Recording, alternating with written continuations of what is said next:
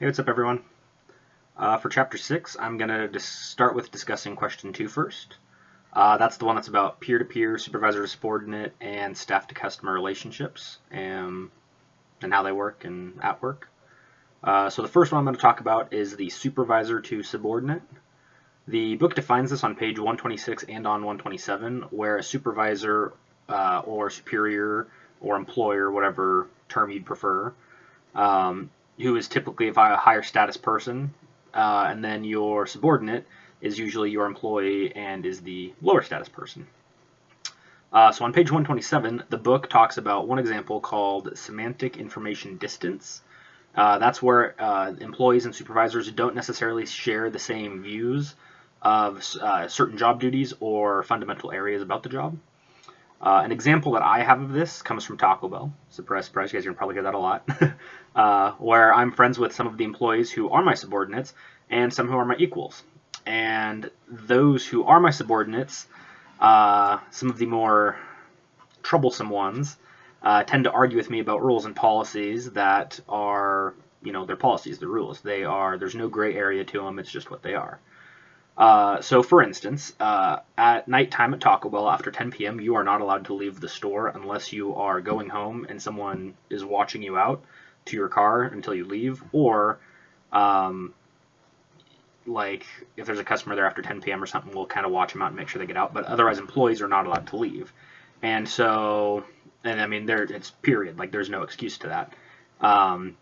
And the reasoning for this is it's for the safety of employees. It's for the safety of, the people inside the store. It's so that customers can't get in and, if the door gets left open or something. So it's all for just safety.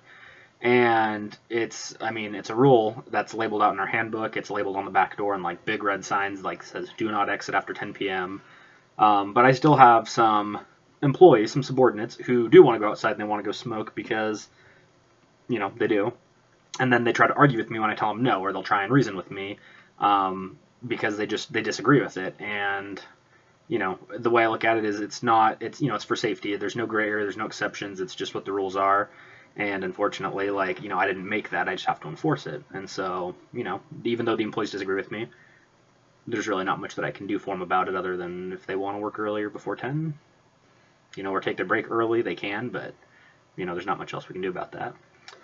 The next one is peer-to-peer or coworker relationships, and those are important because they bring people together to complete common tasks. So on page 129 and on 130, they talk about organizational charts, which is where you have 2 or 3 employees who report to a supervisor. However, if you need to report to like a higher up manager, usually above your supervisor, like they'll need information or something, of that sort, any data you have, then typically your supervisor would be the one who reports to them.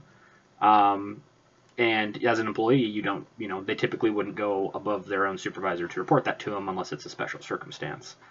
So at Taco Bell, we have a structure similar to this where, for instance, if I work with Hunter and Alex, and I'm a manager in charge, then they report directly to me. Simple, easy, that's chain of command.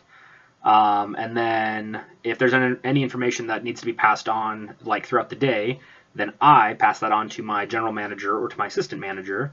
And then so certain things like if we do like I have to collect information for the day parts for drive-through speed, inside lobby speed, customer service. Our VOC is called Voice of the Customer, basically the surveys that you can take on the back of the receipts. And so those are things that I kind of compile, and then I, will give that to my general manager, and he sends that off to our area coach, who is his boss, my boss's boss.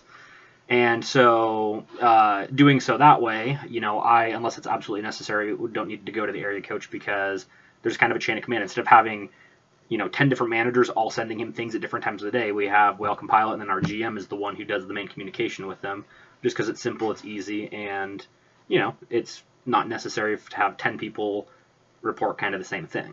And then the final one was staff to customer relationships. As we all know, they can be the best kind. The book defines this as customer service on page 132, where it's the interaction between employees and the people that the organization sells or serves a product to. So again, Taco Bell, obviously it's fast food. The clients are typically customers who come in and they get something to eat real quick. And then the policy is just to be fast and to be friendly. We want guests to come back due to good service, friendly smiles, happy team. I mean, it's pretty self-explanatory. Like, the customer comes and the service we provide is, food or drinks for them. The other question that I wanted to address from Chapter 6, let me find my notes here, was number 4, which is the line between personal and professional. So one thing that I think the book focuses heavily on is the harassment policies, or harassment in general, and intimacy. And I do believe that those are very big and very important problems or things to talk about, because clear guidelines need to be set. And they do talk about a lot of this on page 133 through 135. And a good example to step back and reflect, or a good example was, I think, in that step back and reflect section, where it was the example or the article about Jessica and Vinny. So I just thought that was a really good thing that they did. And then one topic that I don't think that they'd really addressed is kind of the different things you stake in a professional and personal relationship at work. So I think that in a professional relationship, you stake being hurt and disappointed. No, hold on. Sorry, just kidding. So I think in a personal relationship, you stake being hurt and disappointed or heartbroken more often than you would in a professional setting. And, you kind of take it more in an emotional status or an emotional state. And then, I mean, obviously, in a professional setting, that can happen too, but just not typically as much, in my opinion, because, yeah, you might be torn apart about something, but, typically emotions are more connected, I would say, with a personal relationship. And then in a professional setting, you stake, different things. You stake your professional reputation on the line when you, take charge of a project, or when you want to kind of put your foot plant there and, prove yourself. Like, you're staking your professional and, reputation on the line. And you stake any inventions or ideas that you come up with or make or whatever, you run the risk of having a coworker or a manager or boss or someone stealing that, that idea, or, kind of taking the win on it instead of you. And, you even have the possibility of, if you cross the wrong person or piss off the wrong person, you can lose your job. So there's lots of things that are very different between the two of professional and personal. And then I think that you should always take pride in your job as professional and keep it separate to a point from your personal relationships. Like, you can meet people at work and, maybe you date them, get married, whatever you want to do. But, I mean, even to a point, I think it's important to keep, your work life separate from your social life. I just think that's healthy. For Chapter 7, I'm going to talk about question 1, which is unsuccessful and successful group projects. So one example that I have is I was doing a group project for a class, and somebody else, I would say, was in charge, but I don't think that we really kind of established a leader, which I think was kind of our first mistake. But they were, kind of the first name, kind of the leaders, I guess we would say, or leader. But they weren't really actually leading our team, I guess. So we ended up getting a terrible score because we all didn't really communicate well, and we weren't really able to get in touch with each other. No one swapped numbers or emails or anything, so it made it kind of a mess and kind of a nightmare. It was just poorly planned. This was a couple years ago when I first started college, and we were all high schoolers, and it was just an issue. But we also never really met up or made plans on what to work on or what to cover for next session. We just didn't collaborate at all. And I think that if we had met in an effective meeting environment, we would have been way more successful. For instance, on page 150, the book talks about how a meeting environment includes both the time a meeting is held and its actual location. So one thing I think is that, hey, if we actually had set up meetings or, a spot to work on something, we actually potentially could have gotten a much better score, and it would have been a huge help to our group had we actually set those dates and those times to do that. And then the other thing I think that we could have set up that would have been effective is if we did set up meetings, having an agenda, which they define on page 154 as a guide to the topics that might be covered during a meeting. I mean, if we'd actually met up, followed through, we could have made progress, been on track, and then actually completed our project in an effective way with dates, timelines, knowing, an organizational status of who's doing what and how it's going to go that way. But we didn't, and I think that was, well, it was very unfortunate. And then a time that I also had, that I had a successful group project is when I was actually in a job as an electrician, what I used to do. I was able to successfully draft the plans of a project of what we were going to do, meet with my team on installation, set time frames, we had daily follow-up at the beginning and at the end of the day, and then, we just made our way towards project completion. So we executed our plan. We would install everything. We tested our system, and then we got our stamp of approval, our seal of occupancy, and we were done. It was good to go. It was perfect. And I think what made that project specifically successful was the fact that we actually met regularly. We actually communicated and had daily follow-up. And then the other thing too is that, like I said before and after the day, we would actually get things accomplished and we would set up at the beginning of the day what we wanted to get accomplished and what our goal was. And at the end of the day, when we wrapped it up, kind of towards the end, we said, okay, what did we actually get accomplished? So things like, because unforeseen things happen. We might say, hey, we want to get this wire pulled from, across the room over here all the way to the other side of the room, 100 feet down. But, we might not know that as we're going through there, the HVAC team actually needs to put something in the way there, so we can't run that way. So we have to make an amendment for it, or amend it, or I don't know what the word I'm looking for is. We had to make a fix for it.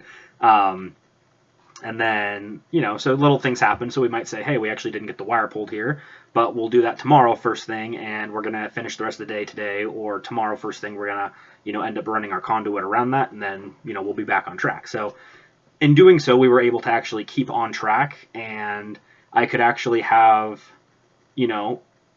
I was working with professionals, and we actually had roles. So one person might do, like I was kind of saying, they might say, hey, I'm going to cut the walls and install the boxes, and then another person would come behind them, and they would pull the wire into the conduit that was set in those boxes, and then I'd have another person come behind him and actually install modules or devices or, whatever we were putting in those spots.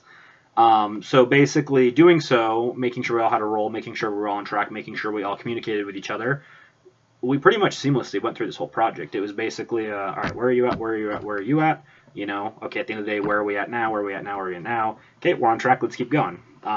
So it just made it super easy, super simple.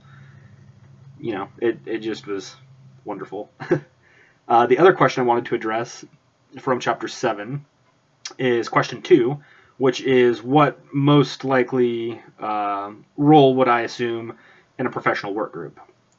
So honestly, I do find myself as a bit of a mix on both the task and relationship role type of person. And I think that I just kind of fill in for whatever I see is needed or whatever my kind of role needs to be filled in the group. So on page 157, the book gives a great table of team roles that have characteristics that go with them. So I do tend to personally find myself an initiator, an opinion giver and seeker, a coordinator, a summarizer in the task roles, because I do find that I like to be a problem solver. I would rather, instead of talking about things and just kind of throwing ideas around and, like we don't really get a solution out of it, I'm like, all right, we have our problem, we've all established it, and now we're just talking in circles.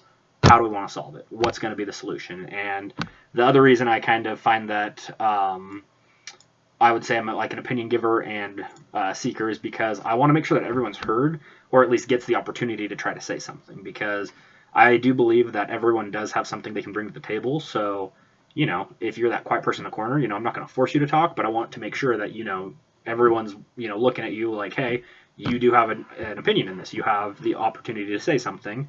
And then obviously I love to talk a lot anyway, so I'll just throw a step out there. And then trying to pull everything together and seeing how we can all make it work best. So, if we go round table and it's like, okay, I had an opinion, Hunter has an opinion, Alex has an opinion, and then I say, great, how do we want to proceed with this? Like, is there a way we can make all of our ideas work? Is there one that was just like so smart that no one thought of, but maybe Hunter thought of it, and it's like, hey dude, like that's the one we should roll with, like, what does everyone think? So I just think that, that creativeness and using that kind of brain power and that brainstorming, utilize it. It makes it your whole life more successful. And then I also take the task of supporter and gatekeeper because I do want to make sure that team morale is up and people are happy with their tasks or their duties or their jobs or their ideas or, whatever term you want to put in there. Because I think that if you are happy or content or, you're more likely to take care of it in a timely fashion or you're not going to procrastinate at all on it, necessarily, not always true. And then I also want to make sure that one person doesn't take over and kind of steamroll over everyone else on the team. So, if I have to step in and kind of quiet them down or make sure that someone gets to actually have their say or their opinion spoken, then they're there to do it. And I'm happy to jump in and say, all right, you've talked long enough. You've said your thing. You've said your piece. It's time for someone else to go because, I want everyone to make sure that they did get a say and that they're heard, that they're not just going to be kind of steamrolled over by one person who kind of shifted into the role of leader and starts, bossing people around. It's like, you know what? We're a group, we're a team. We're here to work together, not to have, Bob over here start as a supporter and then work his way into being the big boss and start saying, nope, your ideas aren't valid. We're doing my way. So, sorry that was super long, but I just wanted to be thorough. So, thanks. Can't wait to see what you guys say.